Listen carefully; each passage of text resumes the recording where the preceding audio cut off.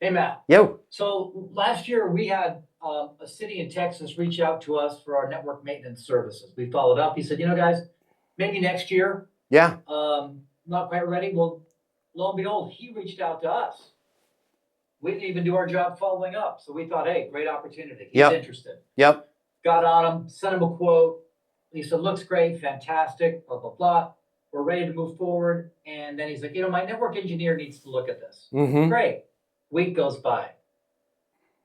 Checking in. Oh, she hasn't had a chance to look at it yet. Yep. Another week goes by. Oh, she looked at it. She's still looking at it. Well, this has gone on now for almost 2 months. Mm-hmm. Now, a lot of his equipment has expired. So Yeah. he's not even being covered, right? Yeah. So I don't want to send him a following up, checking in, top of your inbox, amateur hour stuff. Yeah. Right? I want to send him a Matt Easton University style. What are the next best steps for me? Yeah. I want to send him like something along the lines of proactive, to forcing him to give me an honest answer. For sure. Now, I don't know if this happened in your case, but for everybody on the coaching session's benefit, I'm going to let you know something, and this has happened to me. It has to be at least 100 times. So if this did happen to you, don't feel bad. It happens to all of us. A lot of times when somebody says, hey, it's not going to happen this year, like in this case, right? It's not going to happen this year, it'll happen next year. And then they call you proactively, which is what happened, right? Anytime that we have a lead that's extra hot, it's a smoke show. It's super hot, right? It's electric. It's a great lead. They're calling us. It's like we get so excited, we jump out of the airplane and we forget to put our damn parachute on, right? Because we get so excited when they call us that we just go boom, right into the proposal and we don't remonetize, right? I know it's been a year since we talked before. Walk me through what's going on with the city right now. What's most important to you in this project? Why, right? Monetize, whether that's revenue for the city, whether that's because the city can't hire 14 more people to maintain the old systems. We have to make sure that we're monetizing, because then in this case, when they put you off, what was their title that they were waiting for them to check on it, C-Money? What is his network engineer? Yeah, then when the network engineer is looking at it, you can say, listen, I know the network engineer's looking at it. It's been a couple weeks here. I just want to be clear here. According to my notes, right, XYZ or ABC is going to happen. These legacy systems are going to be outdated. You guys are staring down the barrel of having to hire more associates, or we're missing out on $50,000 in potential expense alleviation for the city. Every 2 weeks that goes by, $50,000 a month, that's $25,000 every 2 weeks. As long as you're okay with that, I'm okay with that. But if there's anything that I can do on my end to make sure that we get this thing plugged in so the city's not losing this money, deal me in. Right now, because you've monetized it, you're not following up or checking in. You're concerned about the loss or whatever with the potential. So let's make sure we're monetizing it. Back to where you're at right now, okay? Ideally, maybe you could go back and remonetize that, but in this case where are they your products that are expiring that were in the quote? No, they're his existing solution. Okay, your existing solution is now, this is where if you haven't already monetized, take a guess at this, right? Your existing solution, hey, I wanted to reach out to you personally because there is something that, and I don't want to name names, but we've seen with some other cities where they were on the exact same solution as you guys, and what we're seeing is that's getting sunsetted, that's expired. Nobody thinks it's a big deal until that system shuts down. I wanted to make sure that you're aware that these things are expiring. There is that provider, and I don't want to say anything bad about them. They've made it crystal clear that it's expiring. They have no obligation to keep that system running, and it's a domino effect of when they go down. I wanted to make sure you were aware of that so we can fast track getting the replacement, right? And then you're you're almost like raising his sense of urgency. You're helping him much like a doctor could say, your cholesterol is too high. Instead of just saying, hey, just knock it down, the doctor paints a picture of like, hey, I know you got a family. I'd hate to see you wind up in the hospital. Correct. Correct. And I want to make sure that we're clear, because I liked your analogy, but at the same time, I want to make sure that we're clear. I'm not lying and being like, you could wind up in the hospital if it's something like a stubbed toe. You are the expert on these systems.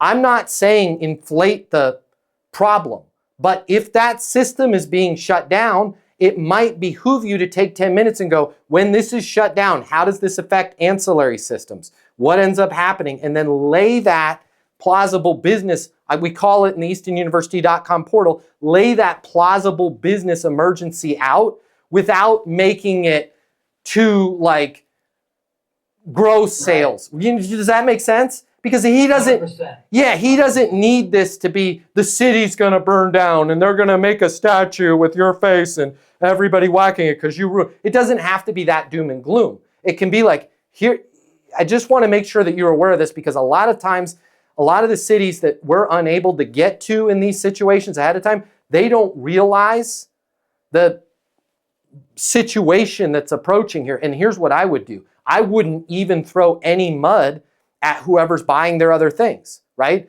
They've made it very clear. And again, a lot of times we don't have the resources, we don't have the infrastructure, things miss, but I'm sure it's spelled out there that this is getting sunsetted on this date. There's 3 modules I know that have already expired. Another 3 critical. They are going to stop supporting those come the 10th of next month. I wanted to make sure that you're aware of that, because typically what ends up happening, nobody thinks anything different, and then all of a sudden a domino of other systems start to shut down, and we're doing a ton of cleanup work to try and pick something up that could have been swapped out, right? And Right. where this, So the sense of urgency is almost designed to push his engineer, because he's truly waiting on his engineer. or at least just, and not even push. I want to make sure I'm clear, not even push, but that engineer has 97 things that they have to do. They're a freaking engineer and they work for the city. Problem with governments, I don't want to get into that. They're not private entities, right? So it's really foggy. Let's just say that. You're wearing all white and you're stepping into a fog if you're an engineer in a city, because you don't know what things are mission critical and not mission critical. You just have a bunch of stuff that you have to do because you ain't getting fired. So this is where you have to point it out for that engineer that, hey, I wanted to make sure you were aware of this, because this puts a ton of stress on that engineer and we don't find out about it till it's too late. And that puts you in a perfect position when they go back and go, well, you know, I'm just not sure and they're really busy. I get it. I just wanted to make sure you were aware of that, right? That there is some danger here that's setting up, and then I love these words, as long as you're okay with that, as long as your engineer's okay with that, I'm okay with that. Right. I've just seen these go. And guys, you have to understand this. That is much more powerful and persuasive, that line, than, come on, if you don't do this, all hell's going to break out for the city, right? Like if Chris Truder's the engineer, listen, it sounds like Chris has got a ton of priorities. I get it. Not the first engineer that I've worked with that's overworked and has got more stuff to do in the day than they've got daylight. I get it. I'm not disputing Chris's situation. I just wanted to make sure that you guys were aware 3 of the components of this system have already been sunsetted. Another 3 are getting ready to expire over next month. Not good stuff happens when those go down, because there is 0 support backing them. As long as you're okay with that and Chris is okay with that, I work for you, I'm okay with that, right? And I will do everything in my power to try and help you guys pick up the pieces.